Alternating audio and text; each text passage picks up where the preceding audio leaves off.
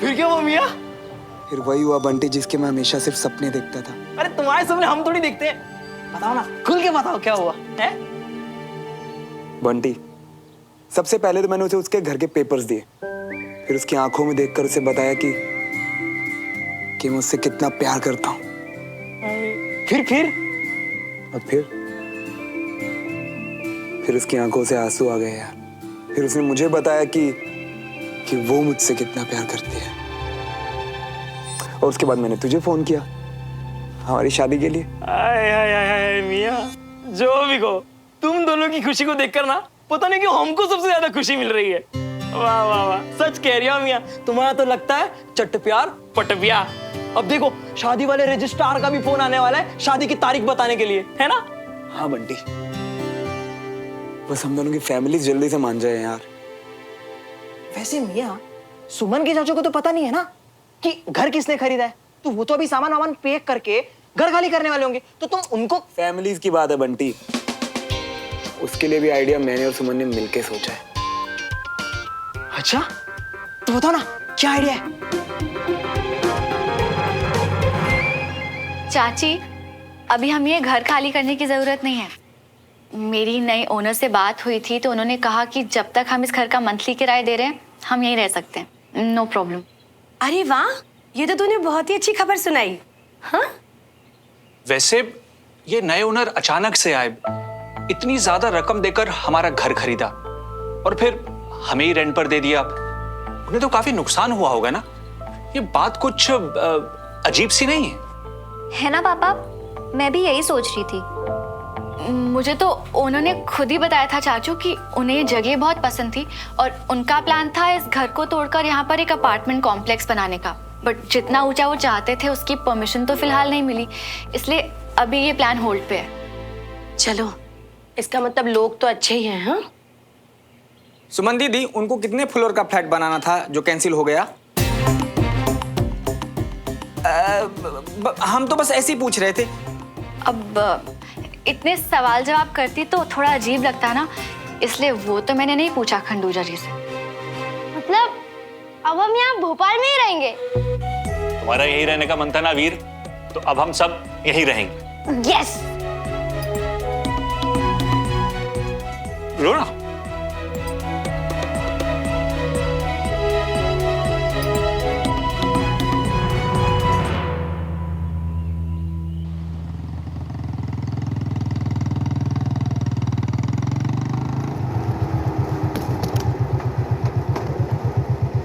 विक्रम,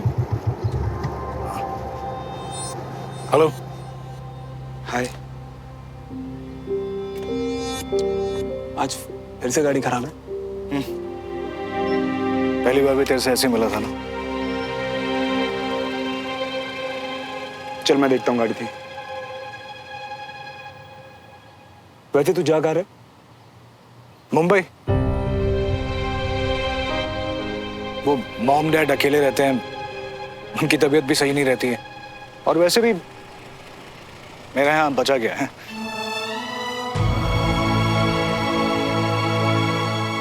नहीं,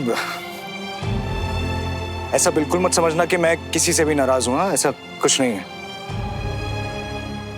और वैसे भी मैं सच में मानता हूं कि दो लोगों को तभी साथ में रहना चाहिए जब उनके बीच में सच्चा प्यार हो।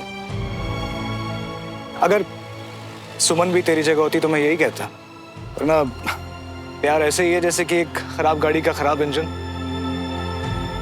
या तो धक्के मारते रहो जिंदगी भर या फिर आगे बढ़ो। विक्रम, तेरी बातें सुन के ऐसे लग रहा है कि तू वापस नहीं आ रहा। नहीं, फिलहाल ऐसा कोई प्लान तो नहीं है।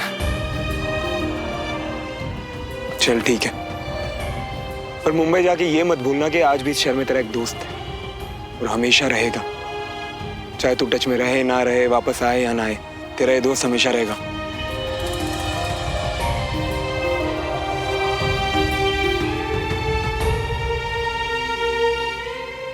चल अब ज्यादा सेंटी लाइन नहीं, वरना सड़क के किनारे खड़े दो आदमी रोते बड़े अजीब लगते हैं।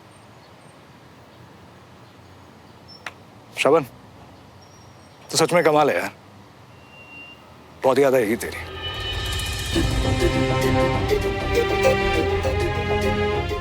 वैसे तुझे पता है मुंबई में मैकेनिक सस्ते नहीं मिलते। चल जाके गाड़ी स्टार्ट कर।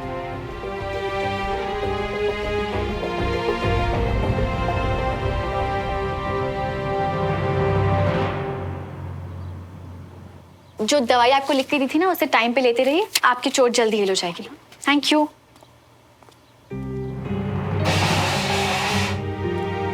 क्या हुआ मैम? सॉरी, वो गलती से गिर गया। कोई बात नहीं, मैं अभी सब स्टेरिलाइज कर दूंगी। थैंक्स।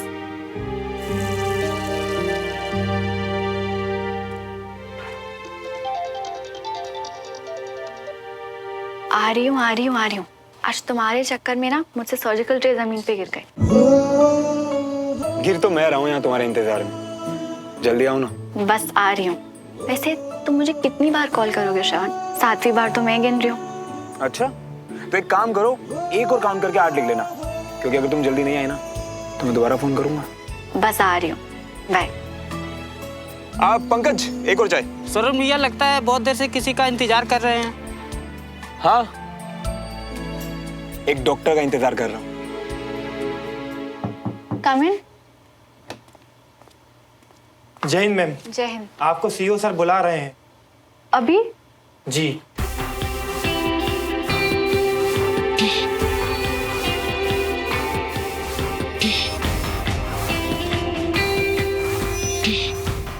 आ रही हूँ बोल के ऑफिसर लेट।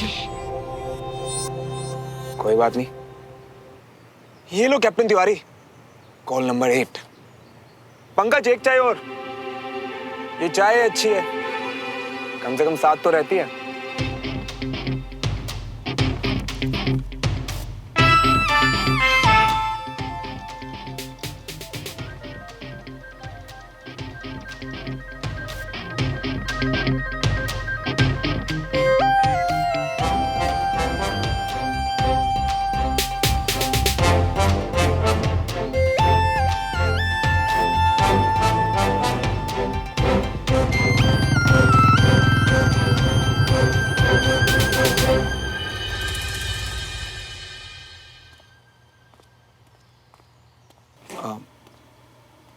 कैप्टन सुमन तिवारी?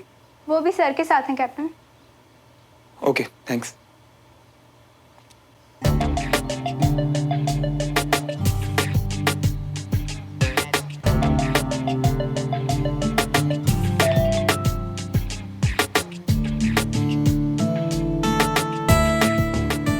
मुझसे मिलने आते आते तुम यहाँ ऑफिसर के साथ क्या काम करने लग गई?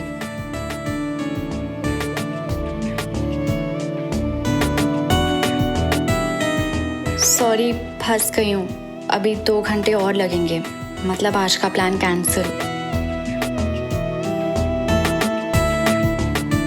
ऐसे कैसे कैंसल?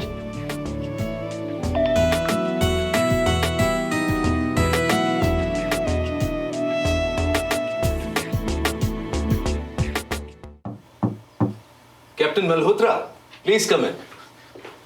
जैन सर, मैं माफी चाहता हूँ सर, मैं आपको ऐसे बीच में डिस्टर्ब कर रहा हूँ। मेरे एक सिविलियन दोस्त का एक्सीडेंट हुआ है, इमरजेंसी है। विद योर परमिशन क्या मैं कैप्टन तिवारी को लेके जा सकता हूँ?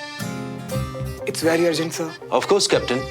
कैप्टन तिवारी, आप प्लीज इनके साथ जल्दी जाइए। गो हेल्प हिम। Thank you. जय हिंद सर। जैन सर। जय। एक्सीडेंट किसका? अच्छा, सवाल और मुझसे। एक तो तुम्हें इतनी बोरिंग मीटिंग से निकाल कर लाया मैं, उसका कुछ नहीं। चलो, अब देर हो रही है। और अगर सर को पता चल गया तो? क्यों, तुम बताओ। नहीं ना, तो टेंशन किस बात की है? श्रवण, वो क्या सो? चलो ठीक है, मान लिया सर को पता चल गया, तो क्या करेंगे? एक्शन नहीं, लेकिन वो मुझ पे लेंगे। तुम क्यों चिंता कर रही हो? सबसे पहले तो तुम ऐसे एक्सीडेंट के बारे में बातें नहीं करोगे, मजाक में भी नहीं। और अगर एक्शन तुम पे लिया जाए या मुझ पे, बात तो एक ही है ना श्रवण। मुझे तो उतनी टेंशन होगी। अच्छा जी, इतनी फिक्र करती हो मेरी।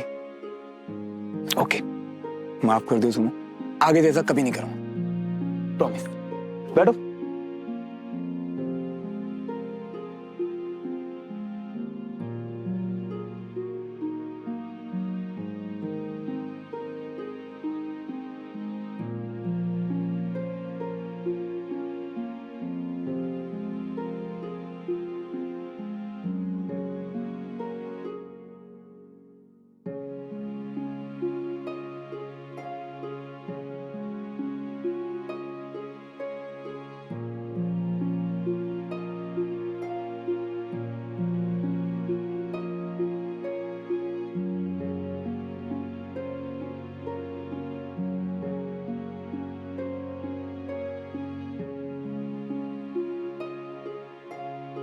पंकज 2 सुमो स्पेशल चाय।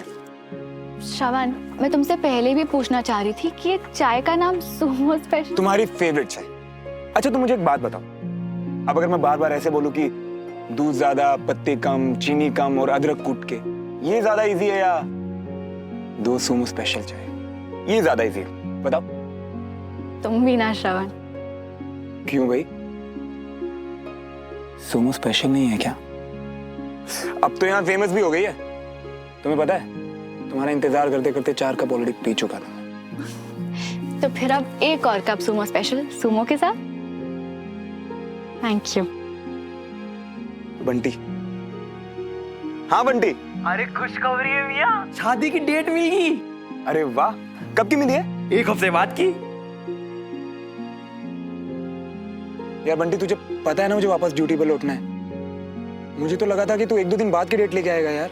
अरे बहुत ट्राई किया मियाँ, हमारा वो जो वकील दोस्त है ना, जो शादी के रजिस्ट्रार के वहाँ काम करता है, उसको तक जाके हम पूछे कि जल्द से जल्द वाली डेट कौन सी होगी, पर जेई मिली है। अभी क्या करें? चल ठीक है, इट्स ओके, थैंक्स यार। श्रवण, इतना कुछ हुआ हमारी लाइफ में और अब हम फाइनली शादी करने वाले हैं। ये खुशी मेरे लिए इतनी बड़ी है कि अब कोई भी चीज मेरा मूड खराब नहीं कर सकती। तो अगर तुम्हारे आने के बाद भी शादी हो तो इसमें क्या प्रॉब्लम है? सुमो, मैं ना तुम्हें हमेशा ऐसे खुश देखना चाहता हूँ, और मैंने तुमसे वादा किया था ना कि इस बार जाने से पहले तुमसे शादी करूंगा। तो बस अब की बार मैं अपना हर किया वादा पूरा करना चाहता था बस। और तुम करोगे श्रवण, पर फिलहाल मैं चाहती हूँ कि तुम अपनी कमांड में वापस लौटो और फिर वापस आने के बाद हम शादी कर लेंगे। वापस आओगे ना अपनी सुमो के पास?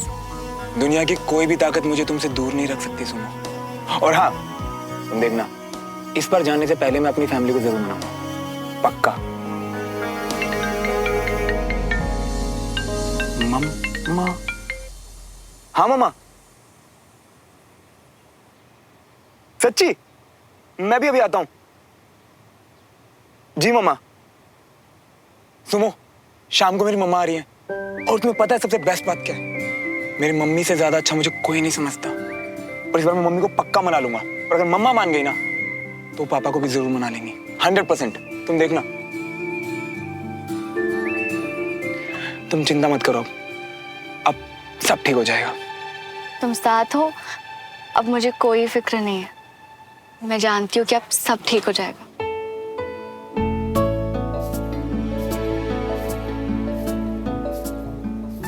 अब हाँ, चाय पीते हैं।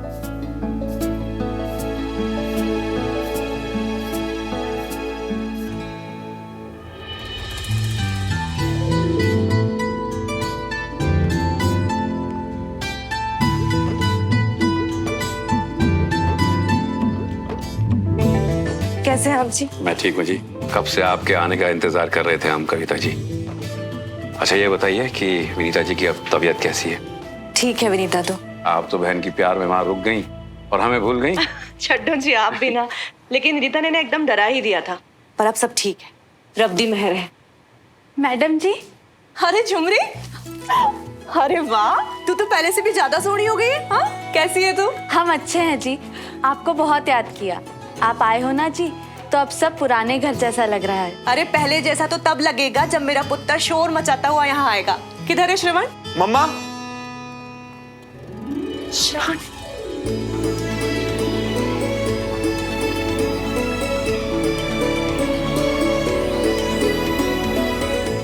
कितने दिन बाद देख रही हूँ तुझे। कितना पतला हो गया है तू। आर्मी में खाना वाना नहीं देते हैं क्या? हाँ? मम्मा, आपको पता है मैंने आपको कितना मिस किया। आपका सिर्फ प्यार ही नहीं, आपकी डांट भी याद आती थी। चल झूठा, माँ को मक्खन लगाता है तू, है ना? नहीं नहीं, सच में। इनफैक्ट मुझे तो अब आपके पहले से भी ज्यादा जरूरत है। आप हो ना मेरे साथ मम्मा? कैसी बातें कर रहा है श्रवण? माँ हूँ तेरी, हमेशा तेरे साथ हूँ। पता लगा मुझे कि मेरे पीछे क्या हाल हुआ मेरे पुत्र का। तुझे कैसे मजबूरी में उन पड़ोसियों के घर जाना पड़ा। अरे बताया भी नहीं माँ को? नहीं नहीं मम्मा। हाँ पता है मुझे कि माँ फालतू में परेशान होगी, इसलिए नहीं बताया। चल छोड़, इन पड़ोसियों के बारे में कभी सोचती भी हूँ ना तो मेरा खून खौलने लगता है पुत्र। मैं कभी माफ नहीं करूंगी इन्हें और ना किसी को करने दूंगी। मेरी मम्मी से ज्यादा अच्छा मुझे कोई नहीं समझता, और इस बार मैं मम्मी को पक्का मना लूंगा। और अगर मम्मा मान गई ना तो पापा को भी जरूर मना लेंगी। ये सफर आसान तो नहीं होगा, और जो ठाना है वो करके रहूंगा।